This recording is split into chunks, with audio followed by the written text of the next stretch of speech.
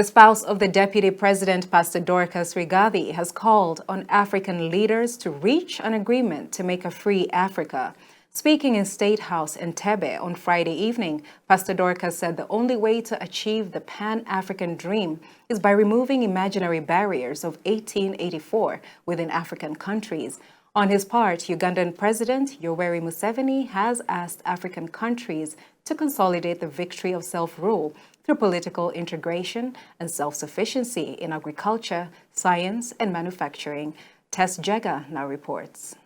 Ugandan President Yoweri Museveni has accused African countries of failing to unite and consolidate their win against the colonialists.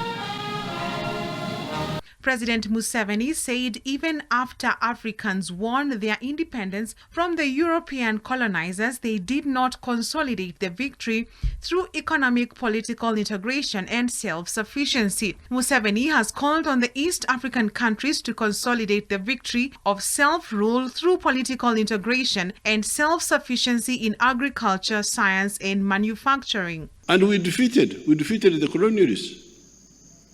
The war in Algeria against the French, the Mau Mau in Kenya, Samora Machel, 1974, defeated the Portuguese. In Angola, the Portuguese were defeated. We defeated Ian Smith in Zimbabwe in 1980. 1994, we defeated the whites in South Africa. So, we won the victory. But we have not consolidated. The weaknesses that you still see are because we didn't consolidate the victory. Now, how do you consolidate the victory? Economic, political integration. Similarly, spouse of Deputy President Pastor Dorcas Rigathi has expressed confidence that Africa has a huge potential that has been hindered by restrictions among African countries. Pastor Dorcas said Africa has everything it needs, adding that Africa has a potential to trade within itself and make use of the available resources.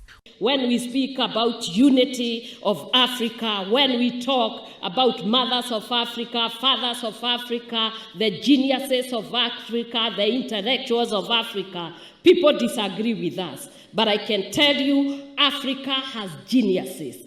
Africa has everything it needs. If Africa can be able to trade within itself, there is nothing Africa lacks. From human to mineral resources, this same wealth and riches has enriched the whole world.